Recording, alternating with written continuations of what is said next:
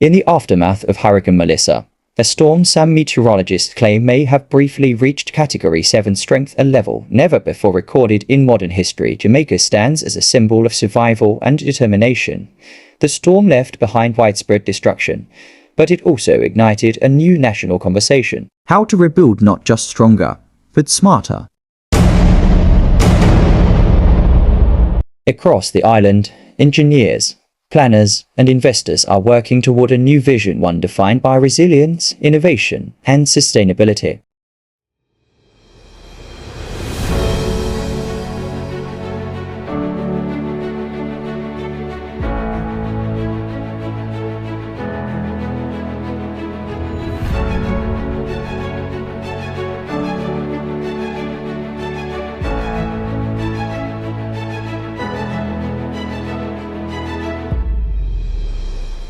Hurricane Melissa reshaped Jamaica's coastline and communities. In Black River, St. Elizabeth, floods submerged sections of the town, damaging homes, farmlands, and fisheries. In Montego Bay, parts of the coastal roadway, resorts, and marina districts were severely impacted.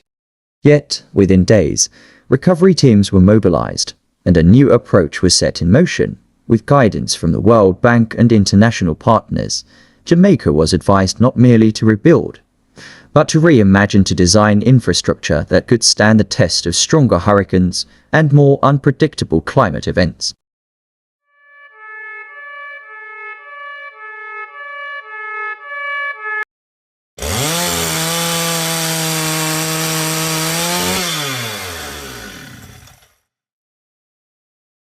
At the heart of this transformation stands the Pinnacle, located in Reading, Montego Bay.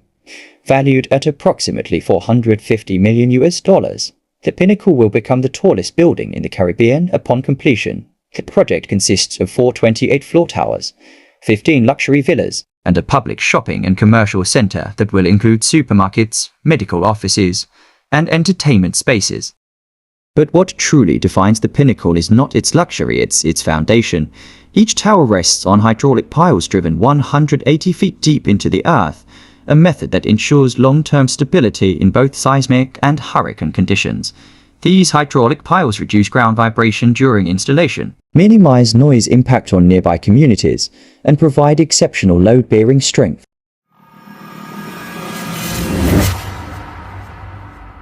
The building's interior height also sets it apart, with ceilings 14 feet high up to the 24th floor, and 16 feet high on upper levels, even though it has 28 floors. The Pinnacle will surpass many tall account structures in actual height because of these extended ceilings, nearly double the height of standard 8 or 9-foot designs. In the capital city of Kingston, similar steps are being taken. The new Rogers Building project showcases Jamaica's growing expertise in modern structural engineering. Like the Pinnacle, it employs deep pile foundations, advanced rebar reinforcement, and materials designed to withstand both seismic activity and heavy wind loads. This new wave of construction represents a shift in Kingston's skyline, one that prioritizes safety, flexibility, and longevity. Together, Kingston and Montego Bay are leading a new Caribbean standard for resilient urban development. Resilience is not limited to a single project. The Moon Palace Resort, currently under construction in Montego Bay, will rise 33 stories high, making it one of the tallest structures in the Caribbean. However, even with a higher floor count, the Pinnacle will still stand taller, its 14 and 16-foot ceilings giving it greater elevation overall. Nearby developments, such as the Unico Hotel and Hard Rock Resort, are also incorporating resilient construction techniques, including pile foundations and storm-resistant materials. In addition, more than 1,000 worker apartment units are being built between the Unico and Moon Palace sites, each reinforced with pile-driven bases to ensure long-term stability. Collectively, these projects represent the redefinition of Montego Bay's coastal landscape, a balance between tourism growth and structural resilience. Following Hurricane Melissa, Jamaica received widespread international assistance.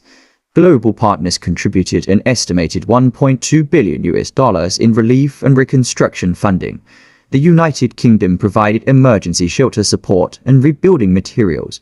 The United States offered infrastructure and logistics assistance. And I flew to Miami to meet them, but I just didn't have enough time. They actually were already flying out, so I decided to come here on my own.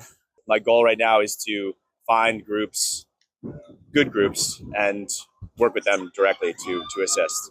I have a lot of gear because I have experience. I used to be a police officer, I used to be a firefighter, I used to be an EMT, so I have a lot of experience in medical care and just general search and rescue.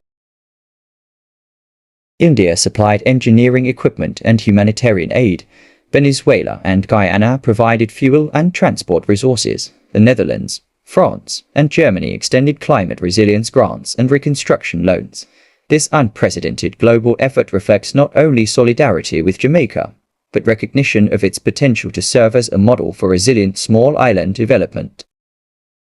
Jamaica's rebuilding strategy, guided by international and local collaboration, emphasizes reimagining, not simply restoring. Urban planning is now integrating mangrove preservation, elevated structures, and stormwater management systems into new projects.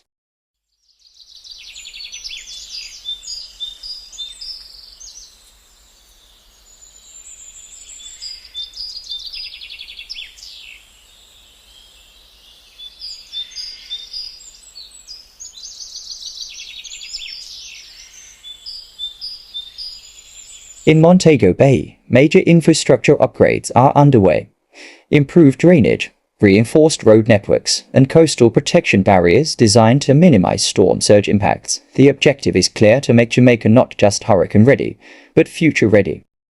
From the devastation of Hurricane Melissa comes a national transformation. The Pinnacle in Reading, Montego Bay, the Rogers Building in Kingston, Moon Palace, Unico, and the new worker housing developments symbolize a new era, one of innovation, preparation, and vision. Supported by international aid and driven by engineering excellence, Jamaica is emerging as a global example of how to build resilience into the heart of modern infrastructure. The world's first Category 7 hurricane may have tested the nation's strength, but Jamaica's response is now setting a new benchmark for the world. Reimagined, rebuilt, and resilient Jamaica is building the future today. Thank you for watching this feature on Jamaica's path to resilience and renewal. If you found this presentation informative, like, share, and subscribe for more updates on infrastructure, development, and transformation projects across the Caribbean and the world. Stay tuned for the next episode, and remember, resilient nations build resilient futures.